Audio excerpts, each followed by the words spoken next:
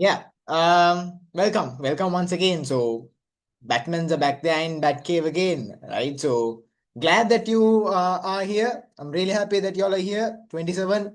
Let's say 27 here as of now. Let's see how many remain till 12:30, right? So, let's see. So, I'm going to keep this fixed. 27 at the beginning. Let's see whether it's 27 at the end as well, right? That's a challenge, huh? Right? Okay. As of now, we've actually discussed about up to the 25th question, if I'm not wrong, right, in the MCQ part. Huh? Right. Now, this is the thing, guys. So, last class we finished up to the 25th lesson, and we 25th question, and we got an understanding of how questions are categorized based on each lesson, and you got an understanding on how this specific program works, the code fragment that you see here, right? Okay, now let me read the question again. Questions 25 to 27 are based on the following pseudocode algorithm segment, which calculates sum of odd numbers. There you go. What does it calculate? It calculates the sum of odd numbers between 0 and 10, which means it basically adds all the odd numbers that it's there between 0 to 10. So which means 1 is an odd number, 3 is an odd number, 5, 7, 9. These numbers which are between 0 to 10 are added. Okay? They are added one by one. Okay, so 1 is added with 3, 3 with 5, 5 with 7, 7 with 9, and then the total is given as sum. So that is how things work as of now when it comes to this specific code fragment. Right? So according to the 25th question, we actually did this question and we understood how many times this loop will actually repeat. Apart from that, where we have to resume is from the 26th one, right? What is the value of num after the execution of this pseudo code, right? I think this is also something that we did already. So sum is equal to 0, num is equal to 1. While num is less than 10. Okay, look at this. Concentrate. Concentrate. Look at this. Now, wait. Wait.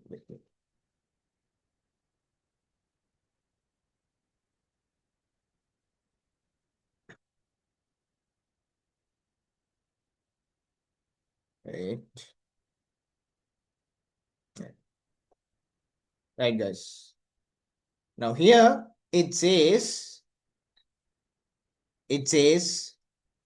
sum is equal to 0 and num is equal to 1, right? And what's the condition here? The condition is while num is less than 10. Okay, what's there at num? Num is 1. Num is 1. So what happens here? While num is 1, num is obviously less than 10. So whenever num is less than 10, what happens? Sum is equal to sum plus num. Num is equal to num plus 2. Right? So look at num. Num is 1. Is 1 less than 10? Yes. So what happens to sum? Sum gets increased by num. What's the value at num? Num is 1. Value at sum is 0. 0 plus 1, the new value of sum would become 1. But our goal here is not to find the value of sum here. We want num, right? So if you look at num here, num is equal to num plus 1. What's the value of num here? Num starts with 1. 1 plus 2, num becomes 3. Clear? So if you take num to be a bucket, in the first repetition, num is 3. Right? So when num is 1, okay, sum is equal to sum plus num, and then num increases by 2. 1 plus 2, num becomes 3. Clear? Right. In the second repetition, when you go back again, now if you take num is not 1 anymore. The value of num is 3. Is 3 less than 10? Yes, that's true. 3 is less than 10. What happens again? You increase num, which is 3, by 2 again. When you increase 3 plus 2, What would the value at num? Num becomes 5 now. So it's not 3 anymore. It's actually 5. So num is actually 5 now. Now with 5, you come back again to the while condition. And what happens here? You check whether now num is what? Num is 5. You check whether 5 is less than 10. Yes, 5 is less than 10. What happens now? Goes back to this line again. And what are you doing now? You are making sure that you add 5 with 2. 5 plus 2, what's the new value of num? Num becomes 7. So the new value of num now is not 5. Instead, it's 7. Clear? Comes back again. Does a check again here in the while condition. Now, what are you checking now? You check again whether num is less than 10. What's num? Num is 7. Is 7 less than 10? Yes. Okay. Gets into these statements. This statement occurs. What happens here? You increase num by 2. Num was 7. You increase 2. Num now becomes 9. Can you understand that? So the value at num now is 9. You go back again. You check the condition again. What's num? Num is 9. Is 9 less than 10? Yes, 9 is less than 10. Again, this specific line gets executed. Right. What's num now? Num is 9. You add 2 with 9. 9 plus 2. Num now becomes 11. Okay, what is num now? Num is 11. While now, what's at num? It's not 9 anymore. It's not 9 anymore. Now, what's that num? At num, you have 11. Is 11 less than 10? Obviously, it's a no. Right? 11 is not less than 10. When 11 is not less than 10, that is where you don't repeat these steps again. You don't repeat this again. You come out of the loop and you end while it. Clear? So when you end while it, what's the last value that is there at num? The last value that's there at num is 11. So the answer that you get here for the fourth question, for the 25th question, for the 26th question is option number 4. Right? That's how you do the 26th question. Right? Apart from that, the next one. Which of the following is required to replace the statement in line 2 of the above pseudocode to calculate the sum of even numbers in the same range? Anna, look at the question. Look at the question of what is this specific pseudocode used for? What is this specific pseudocode used for? This specific pseudocode is used to find the sum of odd numbers between 0 and 10. Sum of odd numbers, which means, what should be our first number? Our first number should be an odd number. So here you are supposed to find the sum of odd numbers, the total of odd numbers between 0 to 10. Tell me the first odd number that's in the range between 0 to 10. It's obviously 1, isn't it? When you look at this, you understand that we are trying to find the sum of odd numbers here. Just for that reason is why we started having the value 1 inside num. Why? Because 1 is actually the first odd number. But what is our goal now? What is our goal now? Is our goal now all about finding odd numbers? No. Now our goal is all about finding the sum of even numbers. Hari. When finding the sum of odd numbers, if our number is 1, that's the first odd number. That's the first odd number. So number is 1. Why? Because 1 is the first odd number. So think like this. If you need to find the sum of even numbers, what should you have as your num? What should you have as your num? The first even number should be your num. Can you understand what I'm trying to say? Kids, can you understand what I'm trying to say? When you're finding the sum of odd numbers, inside num, what was there? The first odd number. So now the question says you need to find the sum of even numbers. Right? So if you're trying to find the sum of even numbers, you should have the first even number between 0 to 10. What's the first even number between 0 to 10? Come on, guys, be interactive. Come on, I want you all to type things out. Type things out. What's the first even number between 0 to 10? It's actually 2, isn't it? 2, isn't it? Exactly. So what do we want here? We want num to be 2. What do you want? We want num to be 2. So that's the answer here. So if you make sure that that specific program or that pseudocode gets the sum of even numbers, we should make sure that num is equal to 2. Is that clear? That's the answer for the 27th. Moving on. 28th question. 28th question. Consider the following two control structures, A and B. Right. First one, do until, and there's a condition. What is it? Do until and there's a condition. Right. Look at this. We have a condition first. Clear? If this condition is true, then only statement 1 will loop. In case if this condition is false or wrong, this will not happen. This will not happen. Clear? But if you take this side, do. It says do. Say, Karan. It says do it. What should it do? It should do the statement 2. It should do the statement 2. And then it will check the condition. Condition is checked at the last. If you look at A, condition is checked at first.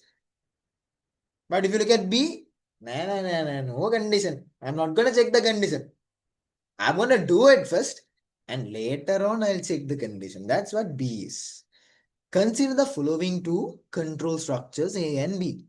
Which of the following is true? That's what they're asking. First one, both statement 1 and statement 2 are executed at least once. Are you sure? Statement 1, if you look at statement 1, you can't definitely make sure that statement 1 will definitely get executed. You can't. Why? Because it depends on the condition. In case if the condition is true, then statement 1 will repeat. What if the condition is false?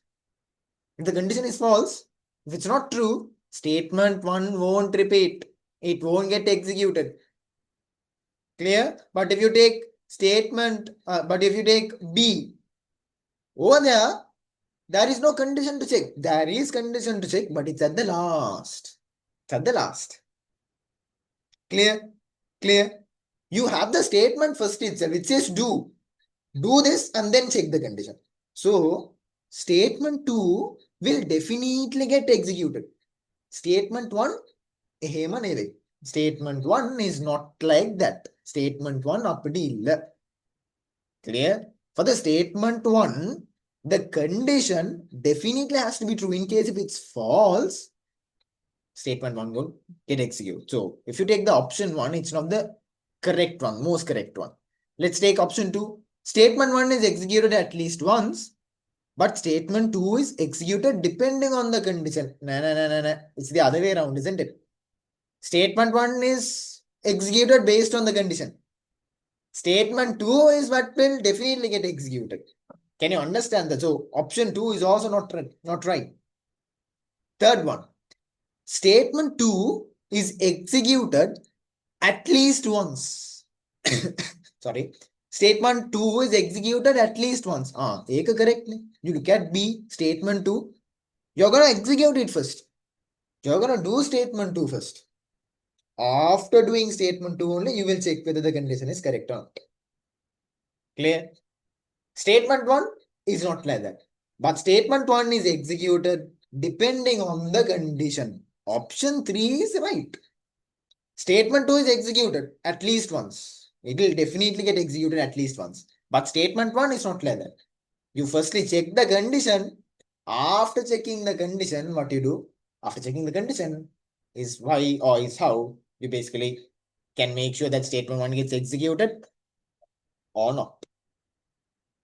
Clear? So here, in the 28th one, The answer is option number 3. Clear? Clear, kids? Yeah, understood? Yeah, I hope so. All good? All good, kids? I didn't ask y'all. All good? Come on, guys, be interactive. I know this is not the perfect time for you all to study. I know. Make it interesting, huh? You might have doubts and stuff. I hope it's clear. I hope it's clear. Come on, guys, everyone. We have about 40 odd here. Yeah, 39 actually. Come on, people. Yeah, all good, all good, all good. Right, Yes. fine. 5 Yes. thumbs up. Only 5 out of 39. See, what people? What people? The duck man, you. Fine, fine. Right. Okay. I hope so. Right. You. Hurry. Fine, fine.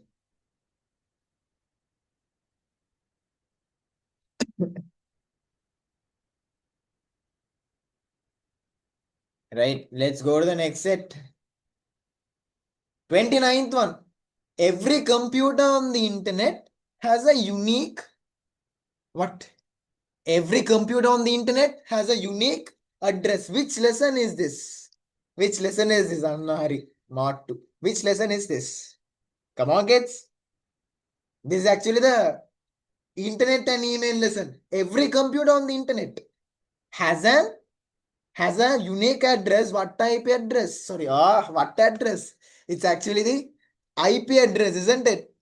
It's actually the IP address, isn't it? There you go. There you go. Right? So 29th one, what's the answer? 29th one, what's the answer? What's the answer? It's option number 1. IP address is the most unique address that a computer has whenever it's connected to the internet. Is that clear? Yeah, get me a minute. Get me a minute. I have to plug into the charger. 1 minute. 1 minute. I'll be there. I'll be there.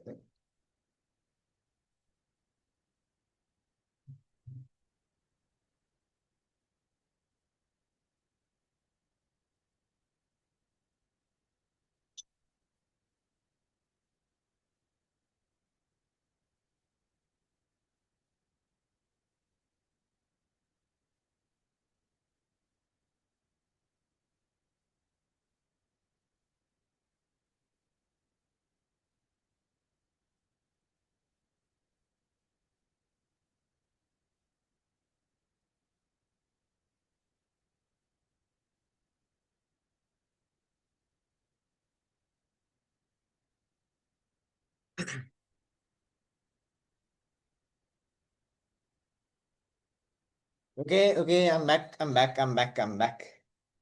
Right. I see emojis flying here and there.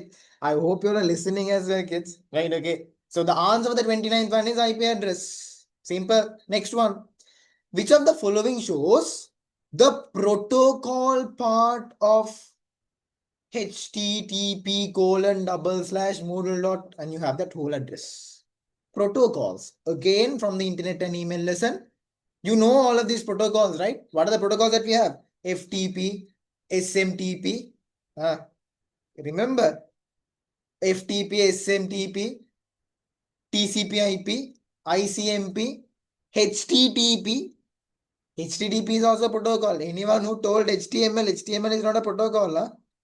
HTML is a markup language. It's a markup language. Huh? Right. Okay. You people are not interacting. Huh? Very bad. Very bad.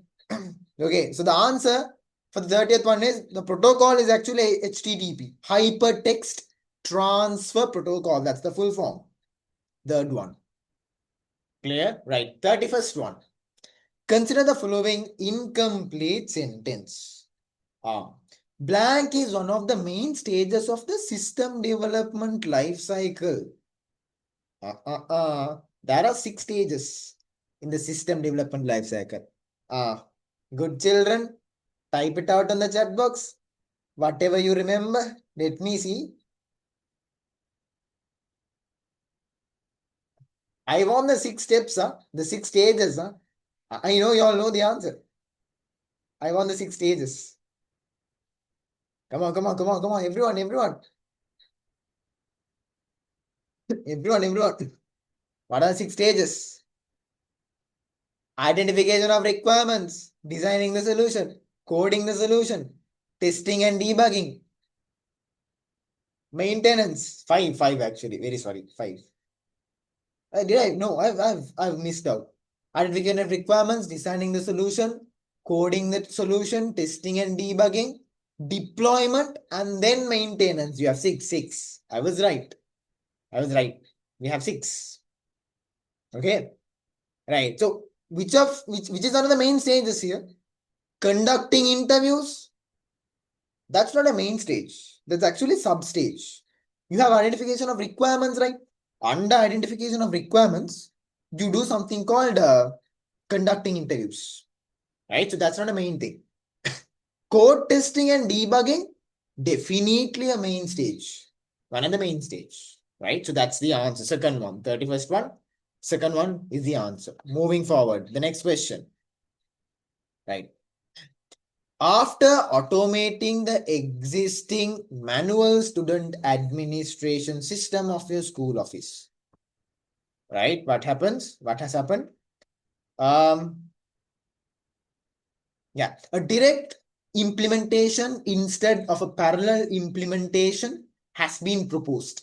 Which of the following is correct about direct implementation? It talks about deployment, right? There are how many types of deployments? Four. Direct deployment, parallel deployment, pilot deployment, and phase deployment. What do you mean by direct deployment? For an example, let's say you're using a phone today, a button phone, right? So what happens with direct deployment is, let's say your parents buy you a smartphone, they quickly take back your button phone and give the smartphone directly. So that's direct deployment. Parallel deployment is like, Huda, use the button phone and then slowly get used to the smartphone. You give both. That's parallel implementation. They come up. Both. Both run at the same time. That's parallel. Old one and the new one. And then when you're good with the old new one, you throw out the old one.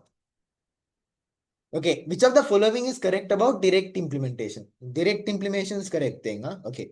A higher cost is involved in direct implementation than in parallel implementation. No, that's wrong. What is there of cost? Now look, if you're maintaining only one phone, let's say you threw out your old phone and you took a new phone. If you're maintaining only one phone, you need to charge the phone, only one. That's only one phone that you need to charge. You need to reload, only one phone. But if it's two, if you're doing parallel, if it's two things, you need to reload both the devices. You need to charge both the devices. Cost is high. Right? Direct implementation, cost is not high. Parallel cost is high. Next one. More manpower is required in direct implementation than in parallel implementation.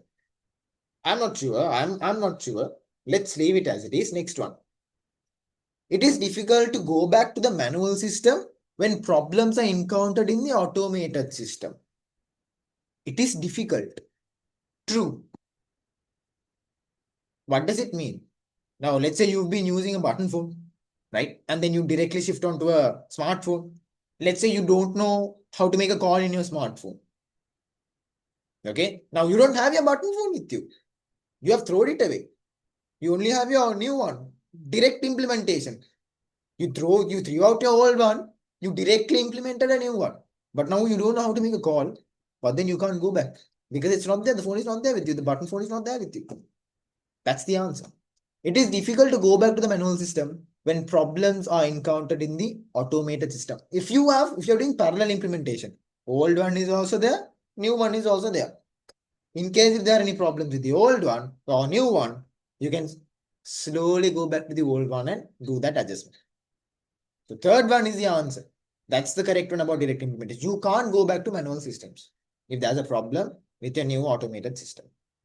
Clear? Right. 33rd one. Your school decides to automate the activities of the school library. Okay, automating. You are in a team which has been assigned to gather the requirements of the new system. Identification of requirements. What are the mechanisms that you can use to identify requirements? Come on, people. It was the previous question as well. Come on. Type it out. Be interactive. There you go, Robin. Correct. How can you collect information? How can you gather requirements? Identification of requirements. Under identification requirements, what do you have? Come on, people. What do you have? What do you have? Y'all are silent today. Come on, it's just 11:30. At 12, y'all are very nice man. That day. Come on, be interactive, people. What do you have? Under identification requirements, you have interviews, questionnaires, what else? Document sampling, prototyping. Can you understand this? So these are the ways in which how you can gather requirements, right? So look at this. Which of the above techniques are appropriate to gather this information? First one, conducting interviews can can be used as a technique to collect information or collect requirements. Distributing a questionnaire, correct? That is also correct. You give a form and tell them to fill. That's it. You can get the requirements. C, observing documents. What about observing documents? True. That is also correct. That's called document sampling. When you go through all the documents, you don't need to speak with anyone. You just have to go through all these documents. That's it. That's called document sampling. Clear? So observing documents, that's also right. A, B, C, all three are correct. So all three are techniques to gather information or requirements. Okay, moving on. Next one. Consider the following statements regarding multimedia animation. Flash is a software used for animation. We are doing this lesson currently. What the kids? You can draw and edit an object on one layer without affecting objects on another layer. In the timeline, you work with frames and keyframes to maintain the order of appearance of objects. Which of these are correct? A only, A and C, B and C, all A, B, C. What do you think? What do you think, people? Joshua correct? Melissa correct? Okay, some of you all no clue. Was it for the previous question? No, Melissa, no. That was the previous question, Melissa. You were right for the previous question. Okay, Aiden says so. Come on, people. Y'all are silent today. What has happened? What has happened? Flash is a software used for animation. Is that true? And animation, what's the only software that we talk about? Nice. We talk about vectorians here too. Right? B is correct. C is correct. Right? B and C. Third one is the answer. Okay? Okay? Right? In a timeline, you work with frames. In animation, that's what you do. No? You sequentially order frames one after the other to maintain the order of appearance. Right? Timeline is that is what the timeline does. In the timeline, you actually make sure that this is the first frame, second frame, third frame, fourth frame. You basically adjust everything in that order. Clear? Yeah, right. Next one. Consider the following statements regarding the World Wide Web. Right. World Wide Web, again, internet lesson. Web pages are written in HTML. Web pages are written in HTML. Most probably, we have started. Kids at Kotene, we have already started. What the like it's no, but then, yeah, listen. Web pages are written in HTML. That's correct. Web pages are written in HTML. That's correct. Next one. www. Okay. www is a system of interlinked hypertext documents accessed through the internet. Somewhat true, somewhat not true. World Wide Web is a system of interlinked hypertext documents accessed through the internet. Yes, true. World Wide Web actually has hypertext documents. What do you mean by hypertext documents? Web pages. Web pages are called hypertext documents. Clear? A website consists of a collection of web pages. That is correct. All three are correct. A, B, C, all three are correct. Fourth one is the answer. Clear? Moving forward then. Next one. Consider the following HTML segment, right? You might have no idea about this. If you're going for a separate class or stuff, you might know this. If you have done this at school, you might know this. But then, as of now, you have no idea. Listen, when you're learning HTML, you'll be learning about something called HTML tags. Hurry, now don't send up. So you people are sending me a heartbreak emoji and all. Wait. I haven't taught anyone this. Don't worry. And someone is crying here. Hurry, nice. You people are new, your emojis, right? Fine. Look at this. Nikesh, that's enough. Okay, right. Look at this, right? When you look at this, you get to see something called OL. OL means ordered list. You people don't let me teach now. Huh?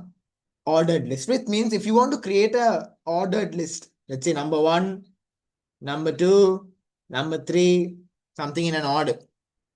So here it says OL type 1, which means you're gonna number it starting from number 1. So that's what it means. OL type is equal to 1. What's your first one? Number 1, your first list is going to be mathematics. Clear? Your first list is going to be mathematics. So here mathematics. Here science. Here English. Clear? Right? So this is called ordered list. Anything that you get to see? Like that, the answer is actually the third one. No? Third one is the answer. Third one is the answer. Don't worry. Don't worry. Most probably you might have not learned. That's fine. That's fine. Clear. Clear. Right. Next question without further ado. Which of the following statements is or are true regarding telemedicine? Telemedicine. The internet or other network systems are used to maintain the connection between the doctor and the patient. Patients in local medical institutes with network connections could be remotely examined by specialist doctors in distant locations. Correct. First one, look at the first one. Internet or other network systems are used to maintain the connections between the doctor and the patient. Correct. That is also a part of the telemedicine. Right? E-consultation, all of those are a part of telemedicine. B. Patients in local medical institutes with network connections can be remotely examined by specialist doctors residing in distant locations. Yeah, that's true. That's true. Next one. Telemedicine could be used to improve the efficiency of clinical, medical, health education, administrative, and research activities. Now here, this is not 100 and I mean, you can't say it's 100% correct. Administrative and research, seriously, these three are correct. Clinical, medical, health education, yeah, it increases the efficiency. Administrative and research activities is a little out of context. So for sure, what you can say is, as of now, for sure, you can say A and B is the answer. Okay. Next one, moving on. Which of the following can be considered as transactions that can be performed using the internet? And you all know this. Darius, Temu, you all do all of this purchasing and right and stuff, right? Which of the following can be done? Considered as transactions, huh? Okay. Placing an order to send gift items to friends. Placing an order. Next one. Requesting to reserve accommodation for a holiday. Third one, placing an order for a preferred dress after a fit on. After a fit on.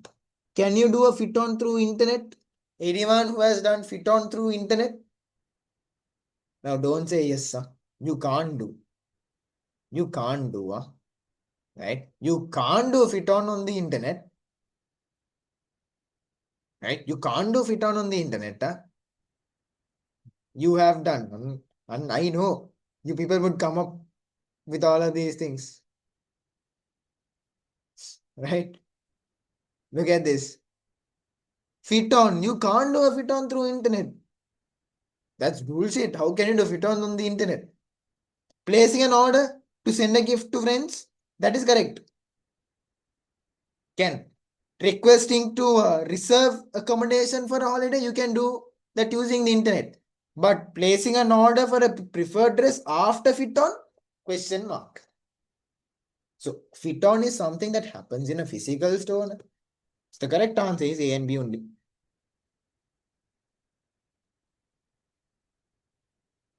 Clear? Clear? Yeah. There are two people who come, go 39, 38 becomes 39, it becomes 40, and then to go again, it becomes 38. I don't know. I don't know. Maybe some technical issues, but fine. Next one. 39th. Which of the following can be potential sources of computer viruses? You all know. Okay. Pirated software. What do you mean by pirated software? Johnny Depp? No, that's not what pirated in the sense here means. Pirated software means, let's say you basically install a software which is not legal, which means which is not licensed. That's called pirated software. So that is also one way in which you can welcome virus to your device. Scanner. Scanner. What can a scanner do? Scanner, just because you scan something. No, never, never. That doesn't happen. So wrong. Shared flash drive on that is correct. Don't trust whatever the pen drive that your friend gives you saying, Machang, I have a nice movie in this. Download this and see. I mean, use my pen drive has this movie, use watch this. And your friend gives you in. And then you plug in with 100% faith and done.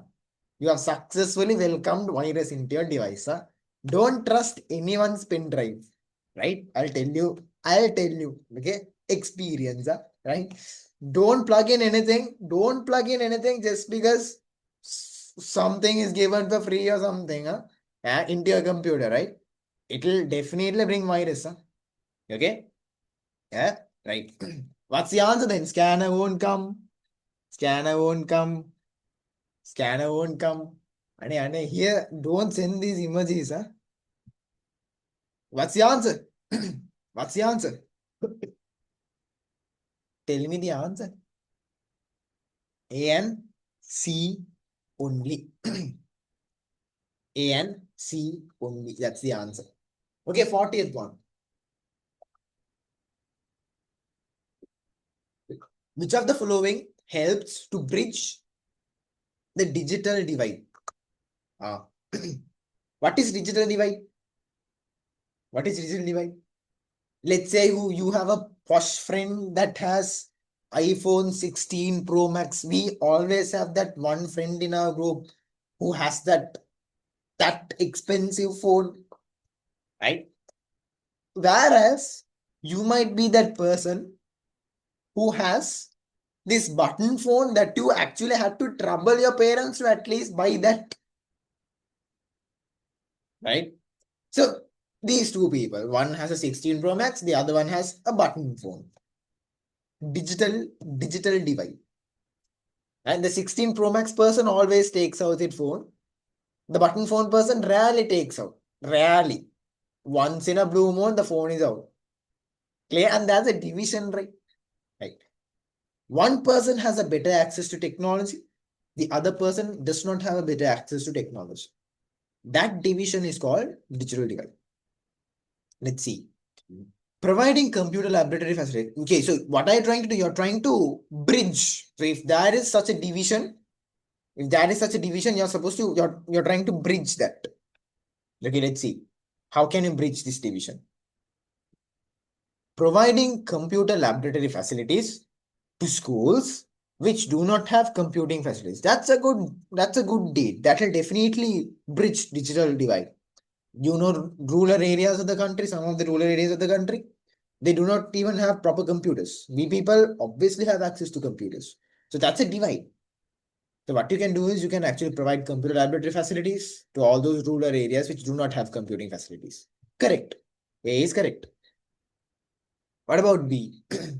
Establishing community centers with internet connectivity for rural communities. Yeah, establishing community centers with internet connectivity. That is also correct. So if you can provide internet connectivity, it can also basically bridge the digital divide in that sense. Next one, motivating students to select the ICT subject for their ordinary level examination. 100%, 101%. Those who are doing health, get out, right? That's a useless subject. You'll go up into digital division, no? I'm telling you again, right? That's 101% thing. If you have a friend who's doing health, please mention them in the comment section. Okay? Right. This is dedicated to them. Digital divide. Okay? Right? Clear? All A, B, C is the answer.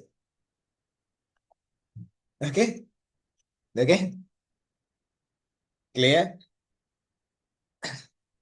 All good? Right. I mean, nothing is harsh.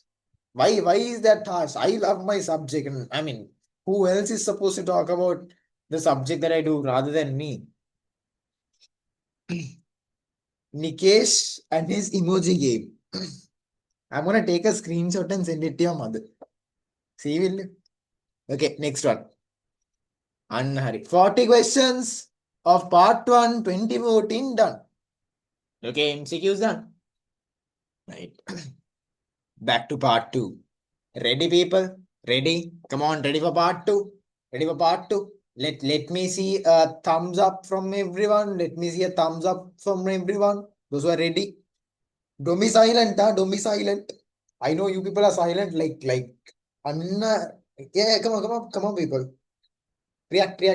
Everyone, ready na? Ready na? Nice. I'm getting bouquets also. Thank you. Right, okay. Perfect. Hurry. Part 2. Let's start with part 2. First one. Lakmal travels around the country to sell computer parts and accessories.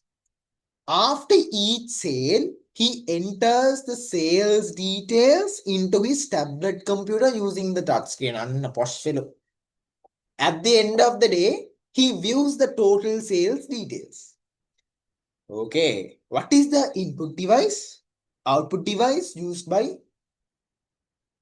Lakmal. Anna. What's the input device and output device used by Lakmal? Let's see. Come on, people. I need to see your answers. I need to see the answers. Exactly. Correct, Robin. Halima, perfect. Very good. What about the others?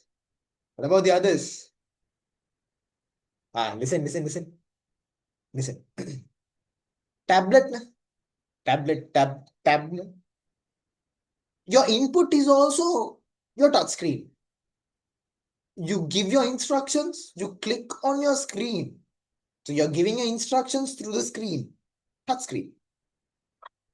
Whereas you see whatever that's there in the computer also through the same touch screen.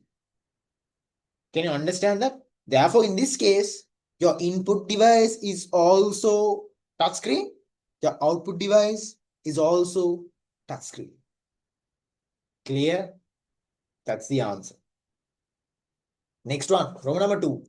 Copy the column A and column B to your answer sheet and connect each item in column A with the related item in column B using arrows. Okay, let's see.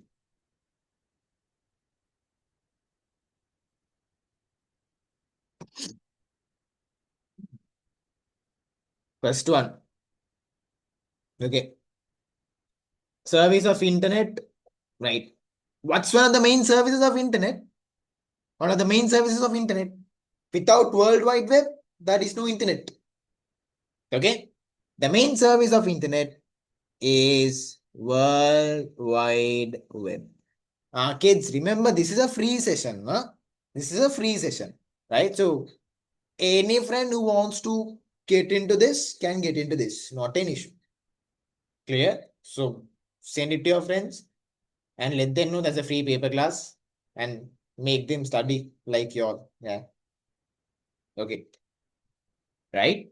So service of internet is going to be World Wide Web. A web browser. What about a web browser? Web browser. Mozilla Firefox is a web browser. An email software. An email software. Okay. Roundcube webmail is not something that's used. This is a 2014 thing. So yeah. Search engine. Google is a search engine. Clear? Right? You don't need to do this paper. You just have to see and understand and ask questions and interact. That's it. Okay? If you want to do the paper, yeah, highly appreciate it. Okay? Right? Nice. Okay. Next question. The following table contains descriptions of three different network types, denoted as A, B, and C. Look at the options. They've given the options. Look at the options that are given. Wide area network, local area network, and metropolitan area network. LAN, WAN, and MAN. Right. Look at A. Look at A. So you need to match them. What could A be? What could A be? Right. Two or more computers directly linked within a well-defined area such as a school laboratory. Listen, if there is a network within a small space, most probably within one single building, if there's a network within one single building, you're gonna call it as local area network. One single building, huh? One single building. Whereas if there's a network that connects users across a large distance, such as between Colombo and New York. Colombo is in Sri Lanka, New York, apart, I mean, it's far miles away, right? These types of networks are internet. This is connected using internet. You call them wide area network.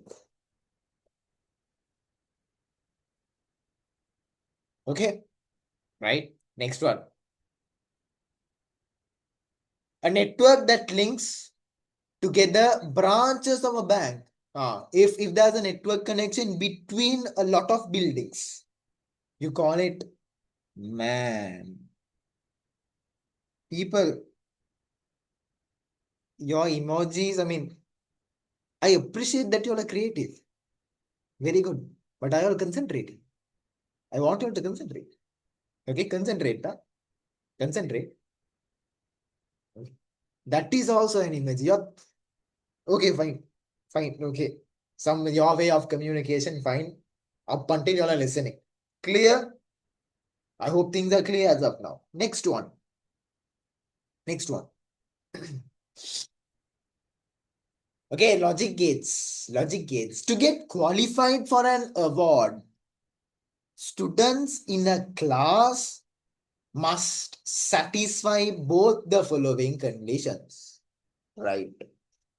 Must have marks above 75 in subject A, must have marks above 75 in either subject 2 or subject 3. Look at this. Look at this. Right. Take this please. Okay. If you look at condition 1, what is condition 1? Right? For you to get an award, the first condition is you should have marks more than 75 for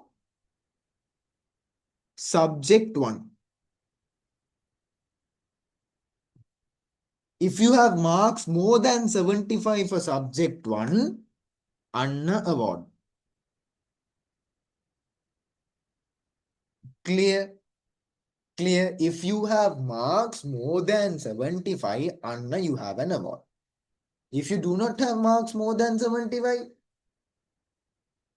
fine. That's a condition 2. Condition 2 is what? Anna.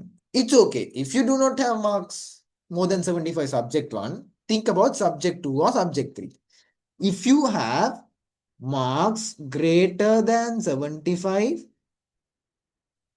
for subject 2 or 3. Okay, if you have 75 for subject 2, you'll get an award. If you have if you have if you have marks more than 75 for subject 3, you'll get award. If you have marks more than 75 for both the subjects, you'll definitely get an award. Right? Right. Look at this. The Boolean values x, y, and z are defined as follows. X is true if a student has 75%, more than 75 marks for subject 1. Y is true if a student has 75% marks for subject 2. Z is true if a student has more than 75% marks for subject 3. Write down a Boolean expression using variables x, y, and z to represent the overall condition that a student must satisfy to qualify for the award. Listen carefully. Listen carefully. Right. If your marks for subject 1 is greater than 75, there is no doubt. There is no doubt that you're getting the award. So award is equal to X. Definitely X.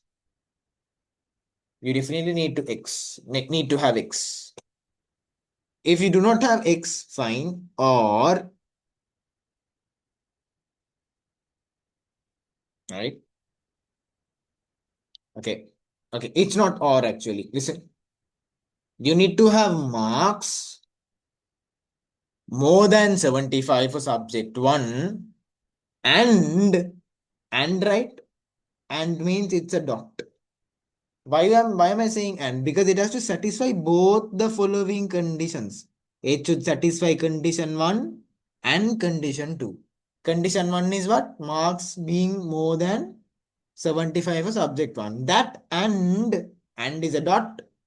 And what is the other thing? Either you should get 75 or more than 75 for subject 2 or more than 75 for subject 3. You should definitely have more than 75 for sub 1 and with that you should at least get more than 75 for sub 2 or sub 3. This is the Boolean expression for A.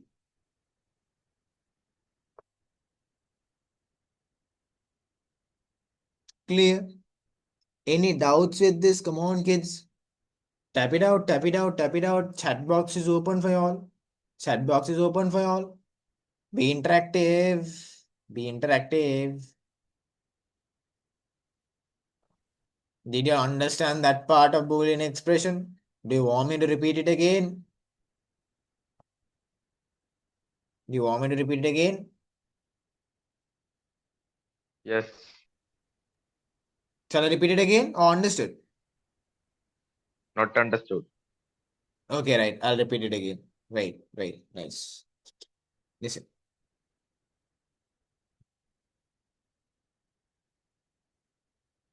Okay, look at the condition again. Look at the question again. What does it say? To get qualified for an award, if you need to get an award, what should you do? Right? It must satisfy both the following conditions. Right? It should satisfy condition 1 and condition 2. What is condition 1? You definitely should get marks above 75 for subject 1.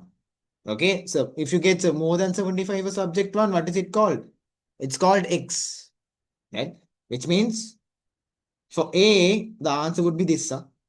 For you to get an award, you should definitely have marks above 75 for subject 1. And means what? And gate, how do you symbolize it? It's through a dot. Right? You should have marks more than 75 for subject 1, and you should have marks more than 75 for subject 1, and okay, and what's your condition 2? You must have marks more than 75 for subject 1 or subject 2. If you have marks more than 75 for subject 1, it's Y. If you have marks more than 75 for subject, sorry, if you have marks more than 75 for subject 2, it's Y. If you have marks more than 75 for subject 3, it's Z. Clear? Now, this is all right. What does it say? Either. Either means this or that.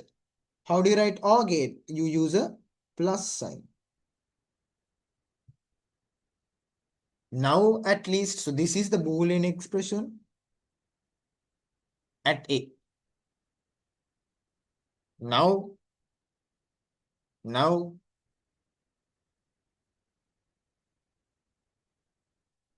now,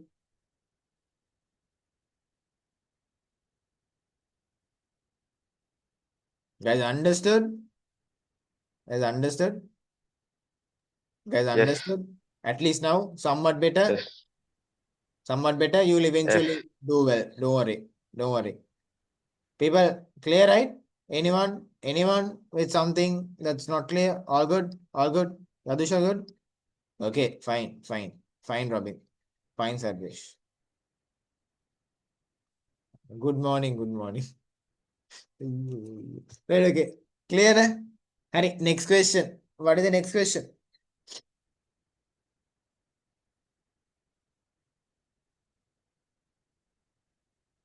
What is the next question? Right. Draw a logic circuit.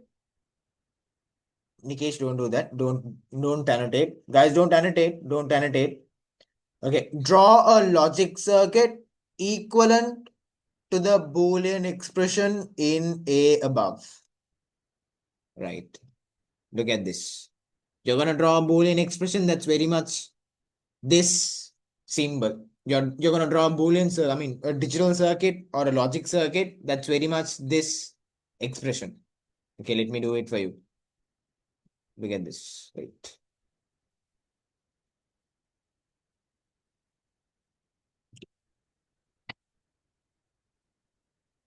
Okay. Listen.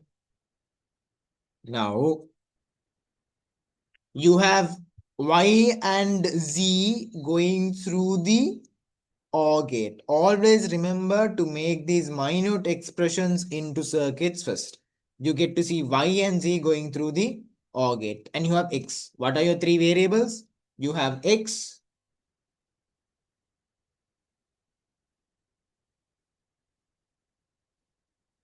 you have X, right? You have Y and you have Z, right? So you get to see Y and Z going through the OR gate first. OR gate looks like a crescent, right? X. So from X, from Y and Z going through the OR gate is where you get the Boolean expression Y plus Z. This Y plus Z and X, this Y plus Z and X are going through what gate now? Dot, which is an AND gate. So you draw an AND gate. So X here and Y plus Z here. You get X dot Y plus Z. This is your circuit. Clear with the circuit? Clear with how I constructed the circuit? Yes. Yeah? Yeah? Understood? Uh,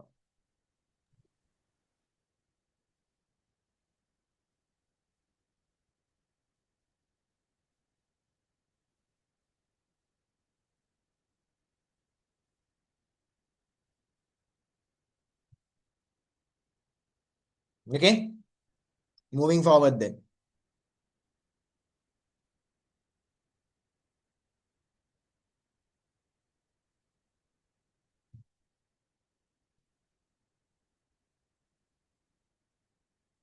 Okay, next one. Convert the hexadecimal number A7B to the base 16 to its equivalent binary number. Show your computations. If for a question like this, you should basically do all your math, right? Right, look at this. Right, look at this. So what's the number? What's the number that you have? The number that you have is A7 and B to the base 16. Listen. For you to convert a hexadecimal number to binary, you need to divide one single digit into 4 bits.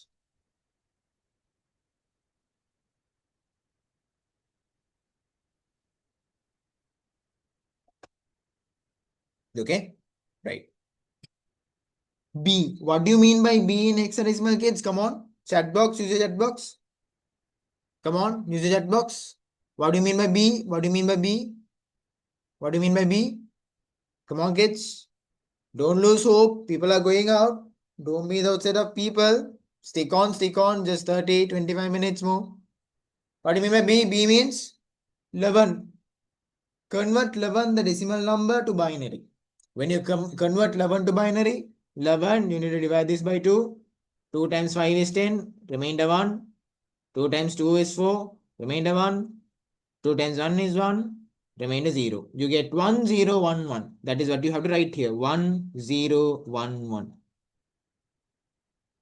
Right? 7, similarly, when you convert 7 into binary in the same method, you'll get 1, 1, 1, 0.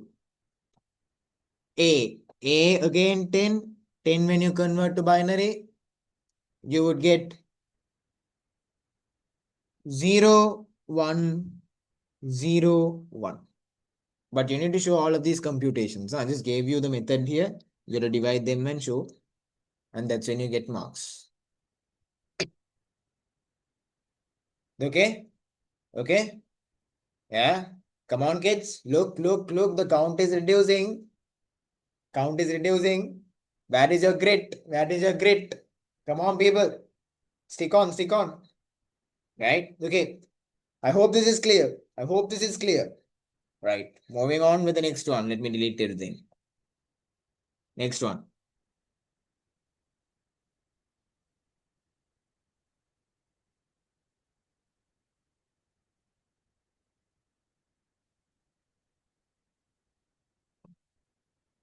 Encoding schemes are used to represent character symbols within computers.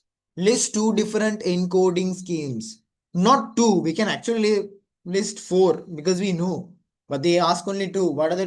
Tell me 2 encoding schemes that you know. BCD is there. You can talk about BCD is one. ASCII is one. Right? Unicode is one. EBCDIC is one.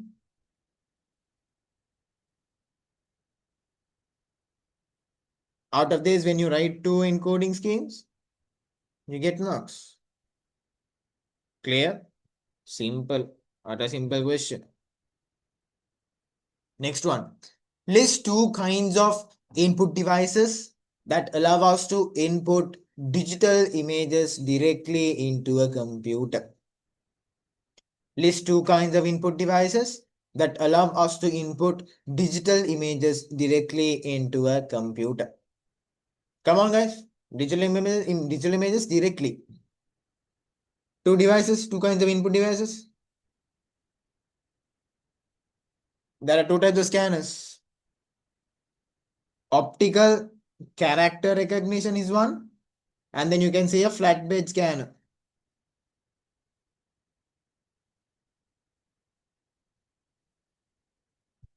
Right? So these are 2 types.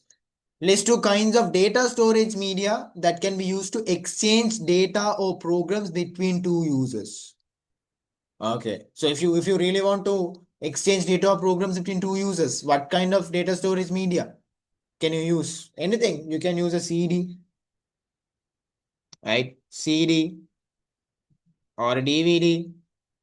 You can use a pen drive. You can use an SD card.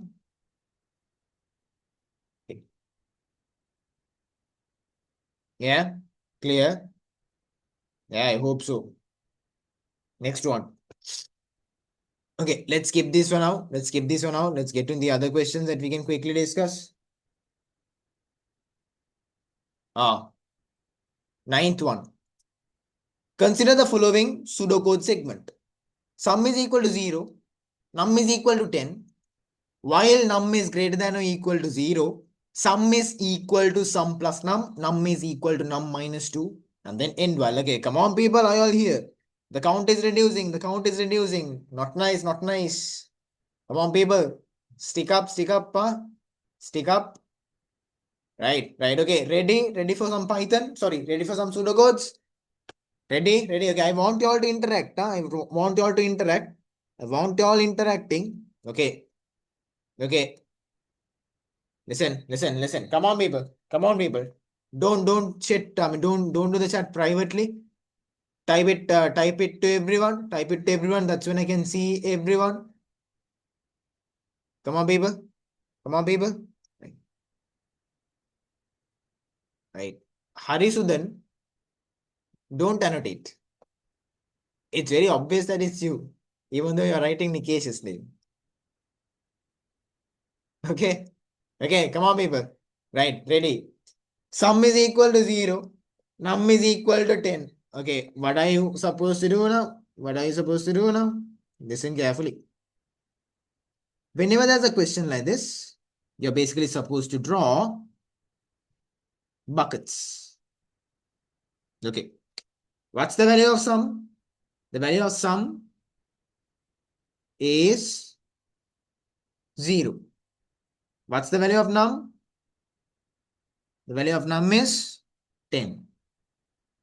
While num is greater than or equal to 0. While num is greater than or equal to 0. What is num? Num is 10. Right? Is 10 greater than 0? Yes or no? Num is 10. What is there inside num? You have 10. Is 10 greater than 0? Come on, people. Is 10 greater than 0? Is 10 greater than 0? Is 10 greater than 0? Is 10 greater than 0? No. Now, can you see the screen now? I hope you can see the screen now. Is 10 greater than 0? Is 10 greater than 0? Yes, it is. 10 is obviously greater than 0. Right? 10 is obviously greater than 0. Right? So what actually happens is, when 10 is greater than 0, that specific condition becomes true and you start executing the steps. Look at the first step that you have. Sum is equal to sum plus num. Right? What is the value of sum? What is the value of sum? What is the value of sum? The value of sum here is 0. With 0, you're going to add num. Right? What is num? Num is 10. With 0, when you add 10, the new value for sum would become 10 again. So what is sum now? Sum is not 0 anymore. Sum is 10 now. What happens next? Num is equal to num minus 2. What is the value of num? Num was 10. From 10 you're subtracting 2. What is the new value of num? The new value of num is 8. What's the new value of num? The new value of num is 8. exactly. You go back again. Now what is num? What is the value at num now? Now the value at num is 8. Is 8 greater than 0? Yes, 8 is greater than 0. Yes. Again, this will happen. Again, this will happen. Right. Easy that. What's sum? What's sum? What's sum? Now the sum is actually how much? It's 10. With 10, you are adding num. What is num? Num is 8. 10 plus 8, the new value of sum is 18. So sum is going to be 18 now. Come on, people, stick to it. You know it's a little tough. Come on, come on, come on, come on. People are reducing one by one. Right. 18. Sum is 18 now. What about num? What happens to num? Num already was 8. Num already was 8. From 8, you are going to subtract 2. The new value of num is going to be 6. The new value of num is going to be 6. This thing goes back again. Now what's the value at num? The value at num is 6. Is 6 greater than 0? Yes, it goes inside. Now, sum is equal to sum plus num. What's the value at sum now? The value at sum now is 18. What's the value of num? The value of num is 6. 18 plus 6 is 24. The new value of sum is 24. The new value of sum is 24. Okay. The next line. What do you have in the next line? Come on, people, stick to it. Stick to it. Concentrate. Num is equal to num minus 2. What's the value at num? The value at num is 6. 6 minus 2. What's the new value at num? It's actually 4. Num becomes 4 now. Stick to it. Stick to it. Stick to it. Come on, people. Goes back again.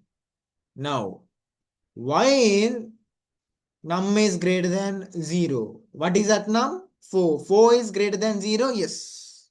4 is definitely greater than 0. Right? When 4 is greater than 0, what happens? What happens? These lines get executed. Sum is equal to sum plus num. What's the value of sum? The value of sum num is 24. With that, you add num. Value of num is 4.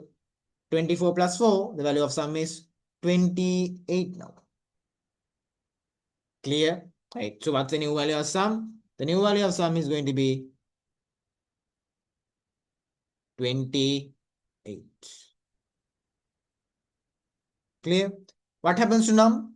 Num gets reduced by 2. 4 gets reduced by 2. 4 minus 2. The new value for num is going to be 2. Goes back again. Is 2 greater than 2? So is 2 greater than 0? Yes, it is. Sum is equal to sum plus num. What's the value at sum? The value at sum is 28. 28. What's the value at num? 2. 28 plus 2. The new value of sum is 30. So now sum is 30.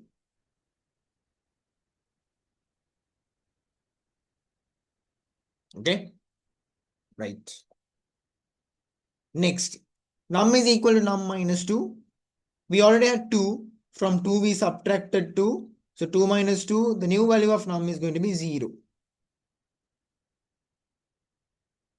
Goes back again, goes back again. Now checks. What's the value at num? The value at num now is 0. Is 0 greater than 0? No. But is it equal to 0? Yes. Since it's equal to 0, again sum is equal to sum plus num happens. What's at sum? What's at sum? We already had 30 at sum. What's at num? We have 0. 30 plus 0. Sum is 30. Sum again is 30. What happens to num?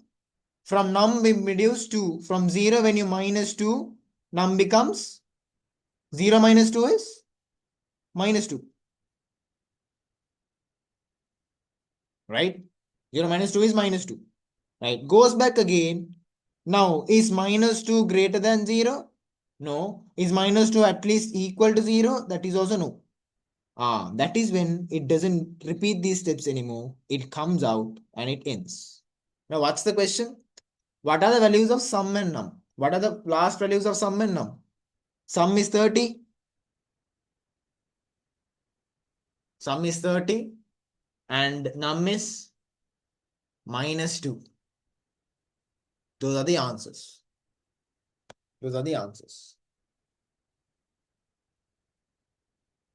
Clear? Clear, people? All good? Understood somewhat? Got an understanding? Yes. Yeah, right? Yes. Yeah? Okay, fine.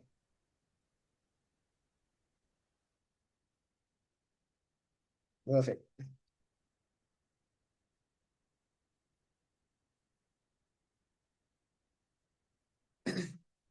Right, next question. Next question. Write down a suitable phrase from the list given below. Okay. Look at these phrases. The physical pains that occur as a result of invoking in the same task for a long period of time is called. If you do the same thing over and over and over again, like if you take me typing, writing on the board is something that I repeatedly do. Speaking to people is something that I repeatedly do. Right? It will cause something called the repetitive stress injury. So when you stress your voice over and over and over again, right? Your hands, your fingers over and over and over again, it will cause an injury. You call that repetitive stress injury. In short, you call this RSI. B, next one. The condition of eyes, such as dry eyes, blurred vision, and double vision resulting from computer usage is called. That's called computer vision syndrome. Every one of us has it now. Huh? Have you ever experienced of you people crying after using the phone for a long time? It's not, I don't know. I mean, I don't know why you people cry. I'm not talking about you people crying. I'm talking about you people tearing up. After you look at the screen for a long period of time, you get tears in your eyes. The reason is your eye starts drying up and then your body starts compensating those dryness by making you tear up. Clear? Yeah.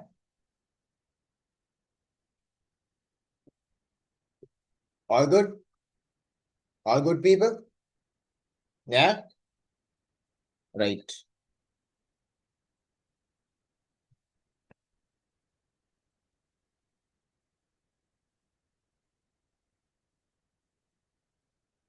Right. Listen, guys, the next set of questions are Excel, database, and internet. Listen carefully. I'm not going to do these now. I'm not going to do these now. Right? I'm not going to do these now. I'm going to start this freshly in the next week because these are important. I don't know you people. I'm pretty sure that you people are not going to give 100% attention what it is now if I teach it now. But then when start it freshly the next week, it'll be better, right? Because Excel database is going to be really crucial. Clear? So understanding of these is very necessary. Okay, right? Okay, right then. Let's continue the rest in the next week, right? I hope you had a good session. Don't leave. Don't leave. Don't leave. Wait. Y'all know the tradition. Y'all know the tradition. We need to get that picture. I told you, I promised you all that I'm gonna make a collage of it. Right? Okay. You people have grinded until 12:22. You all started at 11. I know you all had a session most probably before this also by 10:30 there was a session. And then you're joining at 11 to 12:30. Most probably next week's one is obviously the usual time. It will be from 12 to 1:30. So make sure you can join, right? And great that you were here. 27 was there. 27, I expected 27, and then it became 40s. But then now it has dropped to 33. Not an issue. Not an issue at all. I'm proud of these 33. I'm proud of this 33. Right. Okay, I'm gonna stop sharing the screen. Get me a minute. Um,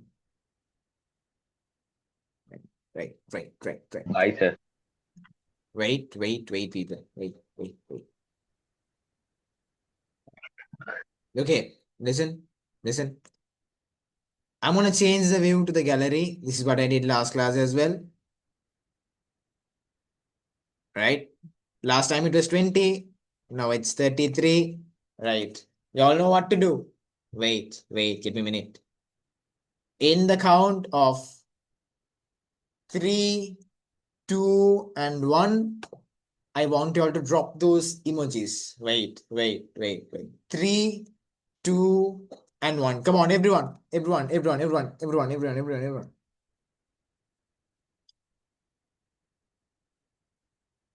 Come on, people. Yeah. Nice. Wait. Keep on doing it.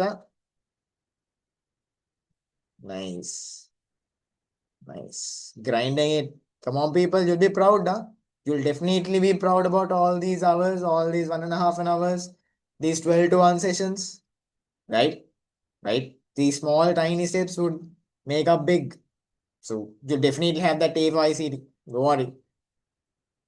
Right? Nice. Thank you. Right. Okay, people, then. Thank you for being here. Thank you for motivating again. See you soon in the very next class next week, right? With Excel, database, and some other important ones to discuss. Okay. Thank you. Good night. God bless you. See you very soon. Bye. God bless you. God bless you, people. Bye. Bye, Bye, sir. sir. Bye. Sir. Good night. Morning, sir. Bye. Good morning, sir. Bye. Good morning. Bye. Bye.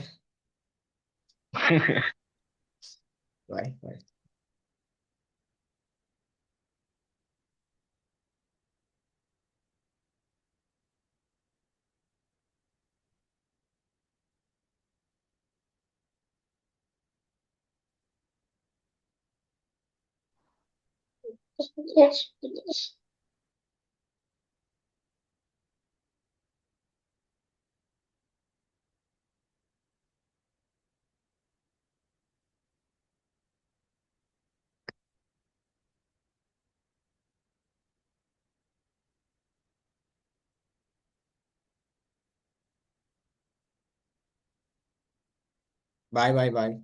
Bye, kids. Bye. See you. Bye. Bye, Nikesh. Bye, Amishka. Bye, Hari. Don't annotate, huh? Bye, people. Bye. God bless you. Bye.